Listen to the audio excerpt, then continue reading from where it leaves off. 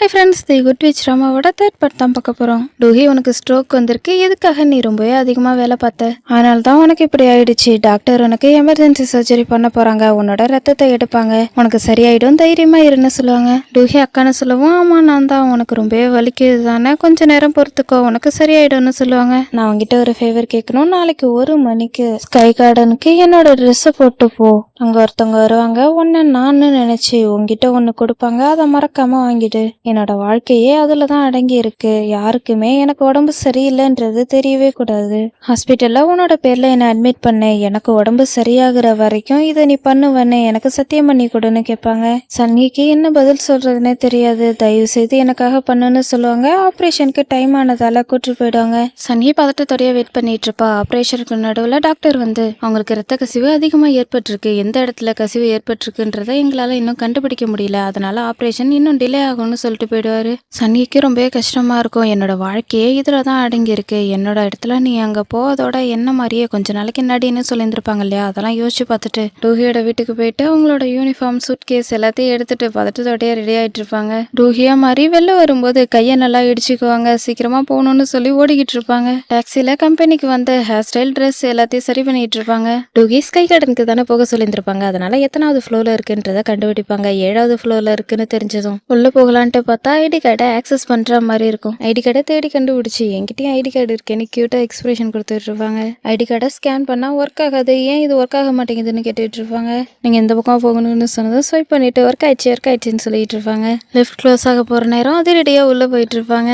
மற்ற 2 ஏரோஸ்டர்ஸும் குட் டேன்னு சொல்லுவாங்க. ஓ குட் டேவா, குட்டேன்னு சொல்லி சமாளிச்சுட்டு இருப்பாங்க. அப்புறம் தான் நோட் பண்றாங்க இவங்க எல்லாரும் ஐடி கார்டை போட்டிருக்கதை பார்த்துட்டு, ஓ ஐடி கார்டை கழுத்துல போடணுமான்னு சொல்லி போட்டுக்கிட்டு இருப்பாங்க. நான் டூஹி மாதிரி தானே நடிக்கணும். என்ன இப்போ பார்க்கறதுக்கு ரொம்பவே ஹம்பிளா இருக்கிற மாதிரி தோணுது. நம்ம ரொம்பவே அதிகமா ஆட்டிடியூட் காட்டிக்கிட்டே நிக்கலாமான்னு யோசிச்சுட்டு ஃபர்ஸ்ட் சொங்கி மாதிரி ஃபோர்ஸ் கொடுத்துட்டு இருப்பாங்க. அடுத்து டூஹி மாதிரியே ஃபோர்ஸ் கொடுத்துட்டு வெயிட் பண்ணிட்டு இருப்பாங்க. ஒருத்தர் வரவும் ஒருவேளை இவரா இருக்குமோன்னு பார்ப்பாங்க. ஆனா அவரு கண்டுக்காம போயிடுவாரு. டூஹி 1 மணிக்கு தானே போக சொல்லியிருந்திருப்பாங்க. அதை யோசிச்சு பார்த்துக்கிட்டே இருப்பாங்க. சேர்மனோட அசிஸ்டண்டாகவும் ஒருவேளை இவரா இருக்குமோன்னு பார்த்துட்டு கையை நீட்டிக்கிட்டே கொடுங்கன்ற மாதிரி எக்ஸ்பிரஷன் கொடுத்துக்கிட்டு இருப்பாங்க. இந்த பிள்ளை என்ன பண்ணிட்டு இருக்குன்ற மாதிரி பார்ப்பாரு. ஏதாவது கொடுக்கணும்னா கொடுக்க வேண்டியதானே, ஏன் இவ்வளோ நேரம் எடுத்துக்கிறாருன்னு பார்ப்பாங்க. அவரு சங்கியோட கன்னத்துல கிஸ் பண்ணிட்டு, ஏன் ரொம்பவே ஷாக் ஆயிட்டா, இன்னைக்கு ரொம்பவே கியூட்டா தெரிஞ்சா, அதனால தான் இப்படி பண்ணிட்டேன், இன்னைக்கு ஃபிளைட்ல நல்லபடியா போயிட்டு வா, குட் லக்னு சொல்லிட்டு போயிடுவாரு. சங்கிக்கு செம்மையா கடுப்பாயிட்டு இருக்கும். என்ன தைரியம் இருந்தா இவரு நம்மள கிஸ் பண்ணிருப்பாருன்னு பார்த்துட்டு இருப்பாங்க. டூஹிக்கு இன்னமும் ஆப்ரேஷன் பண்ணிட்டு இருப்பாங்க. ரத்தம் இன்னும் தேவைப்படுதுன்னு சொல்லிட்டு இருப்பாங்க. 1/2 மணி நேரம் ஆச்சு, இன்னமும் யாரும் வரல. இப்ப நம்ம என்ன பண்றதுன்னு யோசிச்சுட்டு இருப்பாங்க. டூஹி கூட வேலை பார்க்குற பொண்ணு வந்து நம்மளோட ஷெட்யூல் சேஞ்ச் ஆயிடுச்சு, உனக்கு தெரியுமான்னு கேட்பாங்க. என்ன புரியலன்னு சொல்லி நார்மலா கேட்பாங்க. அதுக்கப்புறமேட்டு தான் டூஹி மாதிரி நம்ம நடிக்கணும்ன்றதே ஞாபகம் வரும். என்ன சொல்லிட்டு இருக்கேன்னு டூஹி மாதிரியே கேட்பாங்க. நம்மளோட ஷெட்யூல் எப்பவும் மாறிக்கிட்டே தானே இருக்கும். இப்பயே போனா கரெக்டா இருக்கும். நம்ம போறதுக்கு ரொம்ப நேரம்லாம் இல்ல, எல்லாருமே வந்துட்டாங்க, வா போலான்ட்டு கூட்டு போயிட்டு இருப்பாங்க. மீட்டிங் ரூமுக்கு வந்ததும் ஒண்ணுமே புரியாது, திருன்னு பார்த்துட்டு இருப்பாங்க. எல்லாரும் வந்தாச்சுன்னு சங்கி கிட்ட கேட்பாங்க. சங்கிக்கு இது எல்லாமே புதுசா இருக்கிறதால ஒண்ணுமே புரியாது. எந்த பதிலும் சொல்ல மாட்டாங்க. பதில் சொல்லுன்னு சங்கி கிட்ட சிக்னல் கொடுப்பாங்க. சங்கி பதில் சொல்லாம இருக்கிறத பார்த்துட்டு எல்லாரும் வந்துட்டாங்கன்னு சொல்லுவாங்க. எல்லாரையும் மீட் பண்ணதுல ரொம்பவே சந்தோஷம். இன்னைக்கு ஃபிளைட்ல நான் தான் சீஃப்னு சொல்லுவாங்க. எல்லாரும் அவங்களோட பேரையும் ஃபிளைட்ல எந்த கிளாஸ்ல ஒர்க் பண்றோன்றதையும் சொல்லிட்டு இருப்பாங்க. சன்ஹிக்கு ஒண்ணுமே புரியாது. என்னடா இப்படி சொல்லிட்டு இருக்காங்களேன்னு பார்த்துட்டு இருப்பாங்க. சன்ஹி காலேஜ்ல ஃபிளைட் அட்டெண்டா முடிச்சிருப்பாங்களே தவிர ஃபிளைட்ல ஒர்க் பண்ணதே கிடையாது. அதனால இதை பத்தி எதுவுமே அவங்களுக்கு தெரியாது. எக்கனாமிக் கிளாஸ்ல என்னோட அசிஸ்டண்டா டூஹி வர போறாங்க. உங்க கூட வேலை பார்க்கறத நினைச்சு எனக்கு ரொம்ப சந்தோஷமா இருக்குன்னு சொல்லுவாங்க. அச்சோ என்ன நடந்துகிட்டு இருக்கு, நாம இப்ப என்ன பண்ண போறோம், எனக்கு என்ன ஆக போகுதுன்னு சன்ஹி மனசுக்குள்ள நினைப்பாங்க. எல்லாருமே அவங்களோட பெஸ்ட்டை கொடுப்பீங்கன்னு நினைக்கிறேன். இன்னைக்கு ஃபர்ஸ்ட் கிளாஸ்ல டிஓபியும் வர போறாருன்னு சொல்லுவாங்க. கம்பெனியோட சிஇஓவை தான் டிஓபின்னு சொல்லுவாங்க. டிஓபி வரப்போறதால எல்லாருமே ஃபர்ஸ்ட் கிளாஸ்ல இன்னும் எக்ஸ்ட்ரா கேர் எடுத்து பாத்துக்குவீங்கன்னு நினைக்கிறேன். டூஹி ஏற்கனவே நீங்க டிஓபிக்கு சர்வ் பண்ணிப்பீங்கன்னு நினைக்கிறேன். அதனால எக்கனாமிக் கிளாஸ்ல உங்களோட வேலையை முடிச்சதுக்கு அப்புறம் நீங்க ஃபர்ஸ்ட் கிளாஸ்லயும் போயிட்டு வேலை பாருங்கன்னு சொல்லுவாங்க. டிஓபினா யாருன்னு மனசுக்குள்ளேயே நினைச்சுக்கிட்டு தலையாட்டுவாங்க. அப்புறம் டூஹின்னு சொல்லவும் ஒருவேளை நம்மள கண்டுபிடிச்சிட்டாங்களோன்னு சொல்லி ஷாக் ஆயிட்டு இருப்பாங்க. டூஹி எப்பவுமே உன்னை பார்க்கும்போது ரொம்பவே ஷார்ப்பா இருப்ப, ஆனா இன்னைக்கு உன்னை பார்க்கும்போது ரொம்பவே சொதப்பலா இருக்க. இன்னைக்கு ஒன்னும் ஏப்ரல் ஃபுல்ஸ் டே கிடையாது இல்லைன்னு சொல்லி சிரிச்சிட்டு இருப்பாங்க. சன்ஹியோட ஸ்கார்ஃபை ஒழுங்கா கட்டியிருக்க மாட்டாங்க. அதுக்காக தான் இப்படி சொல்லியிருந்திருப்பாங்க. அது தெரியாம சன்ஹி பாட்டுக்கு சிரிச்சுக்கிட்டே இருப்பாங்க. டுஹி எங்க எல்லாரையும் ரொம்பவே சிரிக்க வச்சதுக்கு நன்றி. ஆனா ஃபிளைட்டுக்கு போறதுக்கு முன்னாடி நீ ரொம்பவே ஷார்ப்பா இருக்கணும்னு நான் நினைக்கிறேன்னு சொல்லுவாங்க. சரின்னு சொல்லுவாங்களே தவிர இன்னுமே புரியாது ஸ்கார்ஃபை ஒழுங்கா கட்டலன்னு. பக்கத்துல இருக்கிற பொண்ணு சொல்ல ட்ரை பண்ணுவாங்க. அப்பயுமே புரியாது. சரி நாமளே கட்டி விட்டுருவோன்னு கட்டி விட்டுட்டு இருப்பாங்க. எனக்கு இன்னைக்கு என்னாச்சுன்னு சொல்லி சமாளிச்சுட்டு இருப்பாங்க. இன்னைக்கு ஃபிளைட்ல நல்லபடியா வேலை பார்க்கலாம், அடுத்த மீட்டிங்க்கு போலான்னு சொல்லுவாங்க. இதெல்லாம் நம்ம எப்படா சமாளி சமாளிக்க போறோன்னு சங்கி பார்த்துட்டு இருப்பாங்க. என்னோட பைத்தியக்கார பையனை வச்சு என்னோட பைத்தியக்கார பொண்ணு பண்ண தப்ப சரி பண்ண போறேன். ஒரு பைத்தியக்கார புள்ள பண்ண தப்ப இன்னொரு பைத்தியத்தை வச்சு சரி பண்ண போறேன். உஜின் நீ சூப்பரா ஐடியா கொடுத்துருக்க, வாங்க டே அங்க பிடிக்கலான்னு சேர்மன் சந்தோஷமா சொல்லிட்டு இருப்பாரு. சன்னியோட ஆபரேஷன் முடிஞ்சிட்டு அவங்கள ரெக்கவரி ரூம்ல வச்சிருக்கோன்னு சொல்லி மெசேஜ் வரும். அந்த நம்பருக்கு கால் பண்ணி இது ஹாஸ்பிட்டல் தானே, சன்னி கண் முழிச்சிட்டாலான்னு கேட்பாங்க. என்ன இன்னும் கண் முழிக்கலான்னு கேட்டு செம்மையா ஷாக் ஆயிட்டு இதை பத்தி யாருக்கும் தெரிஞ்சிடக்கூடாதே, இப்ப நம்ம என்ன பண்ண போறோம்னு முடிச்சுக்கிட்டு நின்றுட்டு இருப்பாங்க. டூஹி என்ன பண்ணிட்டு இருக்க, நமக்கு லேட் ஆயிடுச்சு, வா போலான்ட்டு கூப்பிடுவாங்க. இப்ப நான் என்ன பண்ண போறதுன்னு புலம்பிக்கிட்டே போயிட்டு இருப்பாங்க. உச்சினோட அம்மாவும் ஏர்போர்ட்ல தான் இருப்பாங்க. ஏதோ ஒரு பிளானோட வந்துட்டு இருப்பாங்க. சன்னி ஃபிளைட்ல என்ன பண்றதுன்னு தெரியாம இந்த பக்கம் போலாமா அந்த பக்கம் போலாமான்னு யோசிச்சுட்டு இருப்பாங்க. காங்கும் ஃபிளைட்ல தான் இருப்பான். சேர்மன் கிட்ட சீஃப் வந்து ஹலோன்னு சொல்லிட்டு இருப்பாங்க. இன்னும் கொஞ்ச நேரத்துல ஃபிளைட்டோட டோரை க்ளோஸ் பண்ண போறோம்னு சீஃப் சொல்லுவாங்க. உஜினோட அம்மா பக்கத்து சீட்ல இருக்கிற பொண்ணுகிட்ட பாக்குறதுக்கு நீ ரொம்ப அழகா இருக்கியம்மா, உனக்கு பாய் ஃப்ரெண்ட் இருக்கான்னு கேட்பாங்க.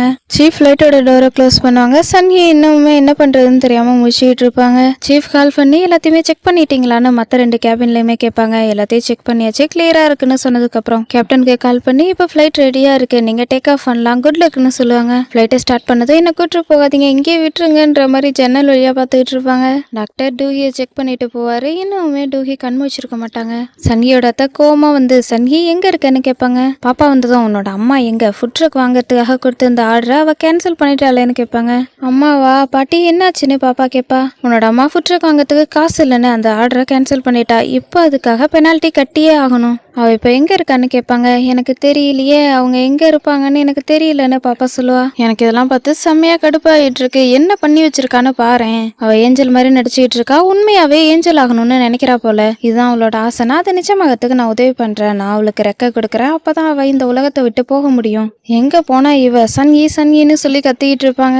இப்ப நம்ம என்ன பண்றதுன்னு பாப்பா சோகமா இருப்பா. உஜின் அனௌன்ஸ் பண்ணுவாரு, இன்னும் கொஞ்ச நேரத்துல ஃபிளைட்டை டேக் ஆஃப் பண்ண போறோம், இன்ச்சியான் இன்டர்நேஷனல் ஏர்போர்ட்ல இருந்து துபாய் வரைக்கும் போக போறோம்னு சொல்லுவாரு. முதல்ல கொரியன்ல சொல்லியிருப்பாரு, இப்ப இங்கிலீஷ்ல சொல்லிட்டு இருப்பாரு. சன்ஹி முதல்ல கேட்டிருக்க மாட்டாங்க, இப்ப கேட்டுட்டு எங்க போக போகுதுன்னு ஷாக் ஆயிட்டு இருப்பாங்க. அத்தா இன்னும் கத்துறத நிறுத்திருக்கவே மாட்டாங்க. சன்ஹி எங்க இருக்க, ஒழுங்கா வெளில வான்னு சொல்லிட்டு இருப்பாங்க. என்னோட செல்ல அம்மா ஆன்டி மாதிரியே கோவக்காரியா நடிக்க போறாங்க, இது ஒரு ஷோ மாதிரி தான் இருக்க போகுது, ஆனா ஏன்னு தெரியல எனக்கு ரொம்ப எக்ஸைட்டடா இருக்கு, என்னோட அம்மாவால இதை பண்ண முடியும்னு எனக்கு தோணுதுன்னு பாப்பா மனசுக்குள்ள நினைப்பா. சன்ஹி ஃபர்ஸ்ட் டைம் ஃப்ளைட்ல போறதால ஃப்ளைட்டை டேக் ஆஃப் பண்ண உடனே அம்மானு கத்திட்டு இருப்பாங்க. காங், சேர்மன், அம்மா எல்லாருமே ஷாக் ஆயிட்டு இருப்பாங்க. ஃப்ளைட்ல ஏதாவது பண்ணியிருக்கான்னு சேர்மன் கேட்பாரு. யாரு கத்துறதுன்னு அம்மா பார்த்துட்டு இருப்பாங்க. நம்ம கத்துனது பண்ணி கத்துற மாதிரியே இருக்குன்னு சன்ஹி பார்த்துட்டு இருப்பாங்க. நீ நல்லா இருக்கியான்னு கேட்டா நல்லா இருக்கேன்னு சொல்லிட்டு இருப்பாங்க. 3 மணி நேரமா உன்னோட அம்மாவை ரீச் பண்ணவே முடியல, எங்க போனான்னு சொல்லுன்னு பாட்டி கேட்பாங்க. ஒருவேளை அம்மா அபார்ட்மெண்ட்க்கு கீழே இருப்பாங்கன்னு பாப்பா சொல்லுவா. கொரியால 7வது ஃப்ளோர்ல நல்லாவே சிக்னல் கிடைக்கும், ரிசப்ஷன்ல உன்னோட அம்மாவுக்கு சிக்னல் கிடைக்காதான்னு பாட்டி கேட்பாங்க. பாட்டி எப்படியாவது சமாளிக்கணும்னு போனை பார்த்துட்டு பிரேக்கிங் நியூஸ் வந்திருக்கு, போனுக்கு சிக்னல் கொடுக்குற சென்ட்ரல் பேஸ்ல ஏதோ ப்ராப்ளமா, இப்போதைக்கு போன் ஒர்க் ஆகாதான் சரி பண்ணிக்கிட்டு இருக்காங்களான்னு பாப்பா சொல்லுவா. உண்மையாவான்னு கேட்டா ஆமா பாட்டி, அதனால தான் நம்மளால அம்மாவுக்கு கால் பண்ணவே முடியல, அம்மா பயந்து போயிருப்பாங்கன்னு சொல்லுவா. கூட நான் பாக்குறேன்னு சொல்லுவாங்க. பாட்டிக்கு கண்ணாடி போடலன்னா கண்ணு தெரியாது, அதனால பாப்பா கண்ணாடியை ஒழிச்சு வச்சிருவா. குட்டி பாப்பா பொய்யான ஆர்டிக்கலை தான் கொடுத்துருப்பா, அதை பாத்துடக்கூடாதுன்றதுக்காக தான் இப்படி பண்ணிட்டு இருப்பா. என்னோட கண்ணாடியே இங்கதான் வச்சேன், எங்க போனுச்சுன்னே தெரியல, நீ பாத்தியான்னு கேட்பாங்க. எனக்கு தெரியல பாட்டி, எங்க போனுச்சுன்னு பாப்பா கியூட்டா கேட்பா. டேரி ஜெயில கொடுக்குற சாப்பாடை சாப்பிடாம காங் சொன்னதை தான் யோசிச்சுட்டு இருப்பாங்க. நீ அவ்வளவு சீக்கிரத்துல ரிலீஸ் ஆக முடியாதுன்னு சொன்னதுதான் ஞாபகம் வந்துகிட்டு இருக்கும். டேரி வாங்கன்னு போலீஸ் கூப்பிடுவாரு. ஏற்கனவே நடந்த கேஸை பத்தி தான் பேசிட்டு இருப்பாங்க. யூஎஸ்ல எடுத்த டெஸ்ட்ல 0.10% வந்திருக்கு. நீங்க ஃபிளைட்ல இருக்கும்போது ட்ரிங்க் பண்ணீங்களான்னு கேட்டா நான் ட்ரிங்க் பண்ணவே மாட்டேன்னு சொல்லிட்டு இருப்பாங்க. டேரி டாங்ஹே ஏர்லைன்ஸ்ல எக்ஸிக்யூட்டிவ் டைரக்டரா இருக்காங்க. ஃபிளைட்ல அந்த ஸ்டாஃப் கிட்ட பேசஞ்சருக்கு எப்படி சர்வ் பண்ணுன்றதான் இவங்க சொல்லி கொடுத்தாங்க. நீங்க எத்தனை முறை கேட்டாலும் இதை தவிர்த்து வேற எதுவும் நாங்க சொல்றதுக்கு இல்லைன்னு லாயர் சொல்லுவாரு. இது சம்பந்தப்பட்ட வீடியோஸும் இருக்கு, நீங்க இதை பண்ணலன்னு சொல்றதால பிரச்சனையை சரி பண்ணிட முடியாது. யூஎஸ்ல கொடுத்த ஸ்டேட்மெண்ட் பாருங்க, உங்கள்கிட்ட எந்த எக்ஸ்கியூஸும் இல்லையா, உங்க ஹஸ்பண்ட் காங் இது சம்பந்தமா ஸ்டேட்மெண்ட்டை கொடுக்கவே இல்லை, இதனால உங்களுக்கு டிஸ்அட்வான்டேஜா இருக்குன்னு தோணலையான்னு கேட்பாரு. நீ ஏற்படுத்துற பிரச்சனைய சரி பண்ணி எனக்கு டயர்ட் ஆயிடுச்சு, உனக்கு டிவோர்ஸ் வேணுமா நான் கொடுக்குறேன்னு சொல்லியிருந்திருப்பாரு இல்லையா, அது எல்லாத்தையுமே யோசிச்சு பார்த்துட்டு அவங்க காட்டின ஸ்டேட்மெண்ட்ல காஃபியை ஊத்திடுவாங்க. எல்லாருமே ஷாக் ஆகிட்டு இருப்பாங்க.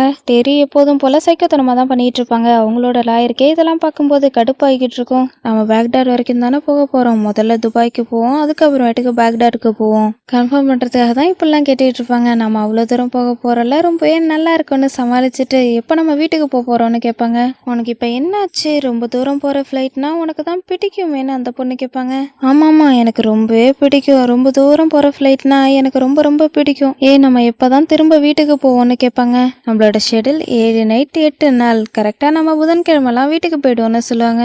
என்ன 7 நைட் 8 பகலான்னு சொல்லி வீட்டோட ஞாபகம் வந்துடும். மாமியார், ஹஸ்பண்ட், குழந்தைன்னு ஒவ்வொருத்தவங்களும் அவங்களோட தேவைக்காக இவங்களை கூப்பிடுறதுலாம் ஞாபகம் வந்துகிட்டு இருக்கும். இல்லை, இப்போ நான் வீட்டுக்கு போயாகணும், கண்டிப்பாக நான் வீட்டுக்கு போயாகணும்னு சொல்லி ஃப்ளைட்டோட டோர் கிட்ட பார்த்துக்கிட்டு இருப்பாங்க. கூட வேலை பார்க்குற பொண்ணுகிட்ட நீ பிஸியாக இருக்கேன்னு எனக்கு தெரியுது, ஆனால் நான் அவங்ககிட்ட இன்னும் ஒரே ஒரு கேள்வி மட்டும் கேட்குறேன். ஃப்ளைட்டில் என்னால் கால் பண்ண முடியுமான்னு கேட்பாங்க. அவங்க எந்த பதிலும் சொல்லாமல் போயிடுவாங்க. அப்புறம் தான் புரிய ஆரம்பிக்கும், நம்ம ஃப்ளைட்டில் இருக்கிறதால கால் பண்ண முடியாதுன்னு சொல்லிட்டு இருப்பாங்க. அப்போதான் சேர்மன் ஃபோனில் பேசிக்கிட்டு இருக்கதை பார்ப்பாங்க. என்ன சொல்கிறீங்க, என்னோட பொண்ணு போலீஸ் டாக்குமெண்ட்ல காஃபியை ஊற்றிட்டாளா, அவளோட கையில் ஏதாவது ப்ராப்ளமானு கேட்பாரு. நீங்கள் டென்ஷன் ஆகாதீங்க, அமைதியாக இருங்கன்னு அசிஸ்டன்ட் சொல்லவும், நான் எப்படியா அமைதியாக இருக்க முடியும், அவ என்னோட கம்பெனியவே நாசமாக்க போறா, நான் எப்படி அமைதியா இருக்க முடியும், அவளை பார்க்கறதுக்காக நான் ஜெயில் வரைக்கும் போக முடியுமான்னு கேட்பாரு. இதெல்லாம் பார்த்துட்டு இங்க போன்லாம் யூஸ் பண்ண முடியுமான்னு சன்னியை பார்ப்பாங்க. திரும்ப போது சன்னியை பார்த்துட்டு பயந்து போய் என்னம்மா பண்ணிட்டு இருக்கேன்னு கேட்பாரு. நான் உங்களை பயமுறுத்திட்டேன்னா என்ன மன்னிச்சிருங்க, நீங்க என்ன பண்ணிட்டு இருந்தீங்களோ அதையே கண்டினியூ பண்ணுங்கன்னு சொல்லிட்டு போயிடுவாங்க. சேர்மன் ஏற்கனவே கோவத்துல இருந்திருப்பாரு. இதெல்லாம் பார்த்து இன்னுமே டென்ஷன் ஆகிட்டு இருக்கோம். சன்னியை வேற ஏதாவது போன் கிடைக்குதான்னு பார்த்து கண்டுபிடிச்சு கால் பண்ண போய்கிட்டு இருப்பாங்க. அங்கிள், நான் மிஸ்டர் காங் கிட்ட பேசுறேன்னு காங் சொல்லுவான். எதுக்காகன்னு கேட்பாரு. என்னோட ஒய்ஃபை பத்தி எனக்கு ரொம்பவே நல்லா தெரியும், என்னால அவளை கண்ட்ரோல் பண்ண முடியும்னு சொல்லுவாரு. நீ ஷூரா சொல்றியா அவனால இது பண்ண முடியும்னா, ஏன் நீ முன்னாடியே அவளை தடுக்கலன்னு கேட்பாரு. எங்க 2 பேருக்கும் சண்டை, இந்த விஷயத்தால நாங்க இன்னுமே ஸ்ட்ராங் ஆகும். அவளுக்கு நான் எப்ப ரொம்ப அதிகமா தேவைப்படுறேனோ அப்ப நான் அவளை பாதுகாப்பேன்னு சொல்லுவாரு. நான் வெந்துகிட்டு இருக்கேன், என்னோட பொண்ணால உள்ளுக்குள்ள நான் வெந்துகிட்டு இருக்கேன், என்னோட வயிறு கூட எரியுதுன்னு சொல்லிட்டு ரெஸ்ட் ரூம்க்கு போயிட்டு இருப்பாரு. காங் சேர்மனோட அசிஸ்டன்ட்க்கு கால் பண்ணி என்னோட ஒய்ஃப் கிட்ட கிரீன் லைட்னு சொல்லுங்கன்னு சொல்லுவாரு. சன்னி எப்படியோ அந்த போனை ஆக்சஸ் பண்ணி பொண்ணுக்கு கால் பண்ணிட்டு இருப்பாங்க. பாப்பா போன் வரத பார்த்துட்டு என்ன நிறைய நம்பர்ல கால் வந்துகிட்டு இருக்கு, ஒருவேளை தப்பான காலா இருக்குமோன்னு பாப்பா ஸ்பேன் கால்லாம் அட்டென்ட் பண்ணாத, பணத்தை பிடிச்சிருவாங்கன்னு சொல்லிட்டு பாட்டி ரெஸ்ட் ரூம்க்கு போயிட்டு இருப்பாங்க. பாப்பா காலை அட்டென்ட் பண்ணி ஹலோன்னு சொல்லுவா. சோரங்னு சொல்லுவோம். அம்மா நீ எங்க இருக்கன்னு கேட்பா. சோரங்க நினைச்சு நீ ரொம்பவே கவலைப்பட்டியா, டூஹிக்காக நான் ஃபிளைட்ல வர மாதிரி ஆயிடுச்சு, டூஹிக்கு என்னாச்சுன்னு கேட்பாங்க. அவங்க இன்னும் கண் முழிக்கல, ஏதாவது ஆனிச்சுன்னா உங்களோட நம்பருக்கு தான் கால் பண்ணுவாங்க, நான் உங்களுக்கு 1 மணி நேரத்துக்கு ஒரு முறை கால் பண்ணி செக் பண்ணிட்டு இருக்கேன், அதனால நீங்க கவலைப்படாதீங்கம்மான்னு பாப்பா சொல்லுவா. பாட்டி ரெஸ்ட் ரூம்ல இருக்கும்போது கூட சன்னியை திட்டிகிட்டே இருப்பாங்க. நீங்கள் எதுவும் கவலைப்படாதீங்கன்னு பாப்பா சொல்லிட்டு இருப்பா. யார்கிட்ட நீ பேசிக்கிட்டு இருக்க, உன்னோட அம்மா கிட்ட பேசுறியான்னு ஃபோனை வாங்கி சன்னின்னு கூப்பிடுவாங்க. அத்தை நான் கூடிய சீக்கிரம் வீட்டுக்கு வந்துடுவேன், நான் வந்துகிட்டே இருக்கேன்னு சன்கி சொல்லுவா. இப்போ நீ எங்கே இருக்கேன்னு கேட்பாங்க. நான் இப்போ வெளில இருக்கேன், இன்னும் கொஞ்சம் வெளில வந்ததுக்கப்புறம் நான் வந்துடுறேன்னு சொல்லிட்டு இருப்பாங்க. நீ வெளில இருக்குன்றது எனக்கு தெரியும், ஆனால் நீ எங்கே இருக்கேன்னு கேட்பாங்க. என்ன தைரியம் இருந்தால் என்னோட காலையே நீ கட் பண்ணியிருப்ப, மாமியாரோட காலையே நீ கட் பண்ணுறியான்னு கத்திக்கிட்டு இருப்பாங்க. சன்கி ஹலோ ஹலோன்னு சொல்லிட்டு இருப்பாங்க. சேர்மன் பார்த்துட்டு அமைதியாருன்னு சொல்லிட்டு போவாரு. காங்கிட்ட விட்டு இந்த பொண்ணை நான் ஏற்கனவே நிறைய முறை பார்த்துருக்கேன், இந்த பொண்ணோட சர்வீஸ் சரியே இல்லைன்னு சொல்லுவாரு.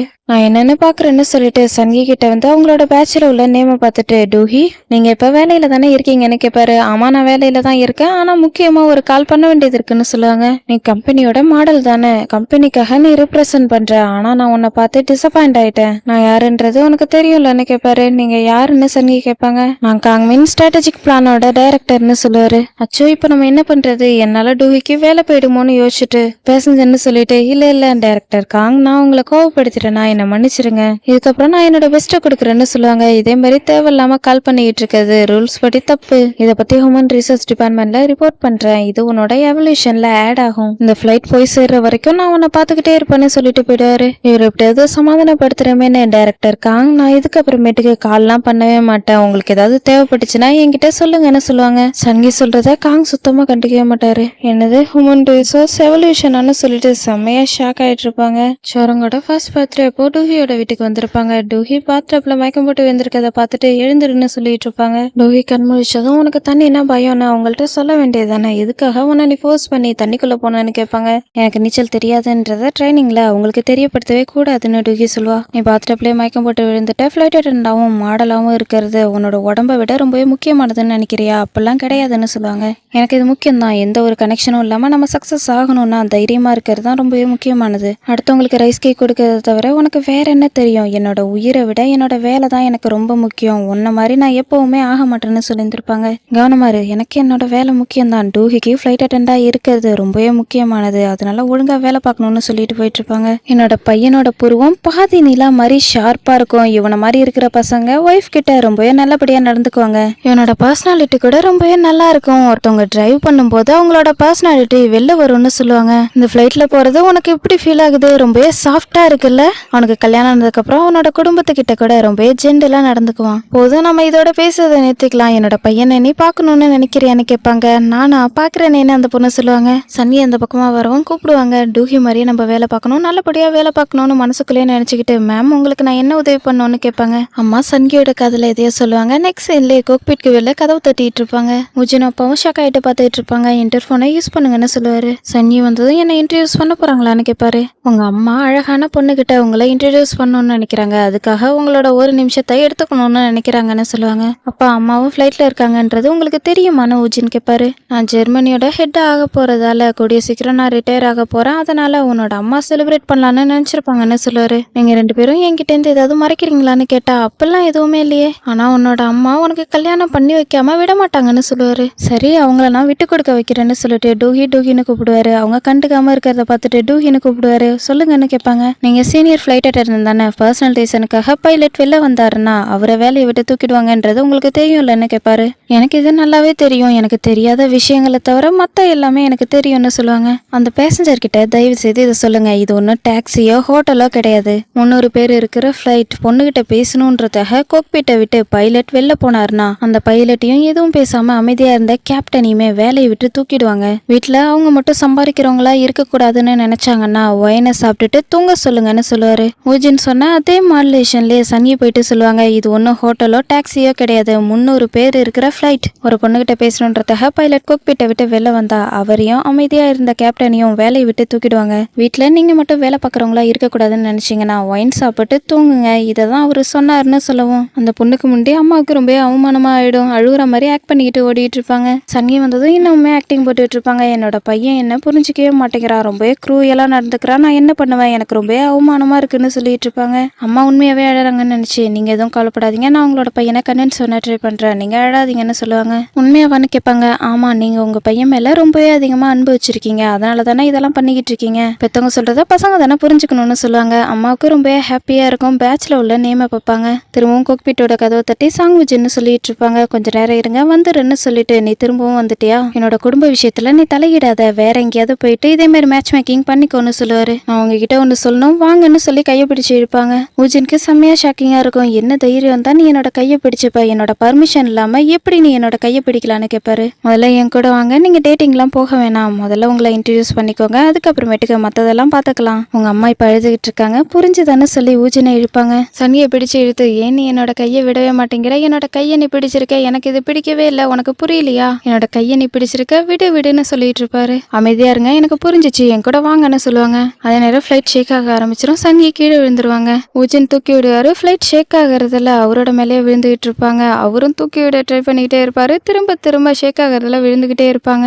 ஊஜின் பொண்ணுங்களே பிடிக்கலன்னு சொல்லுவாரு. இதே மாதிரி சனியை விழுந்துகிட்டு இருக்கதை பார்த்து செம்மையா கடுப்பாகிட்டு இருப்பாரு. இதோட இந்த எபிசோட் முடியுது. நெக்ஸ்ட் எபிசோட் இன்னுமே காமெடியா இருக்கும். இந்த எபிசோட் உங்களுக்கு பிடிச்சிருந்தா மறக்காம லைக் அண்ட் சப்ஸ்கிரைப் பண்ணுங்க. தேங்க்ஸ் ஃபார் வாட்சிங்.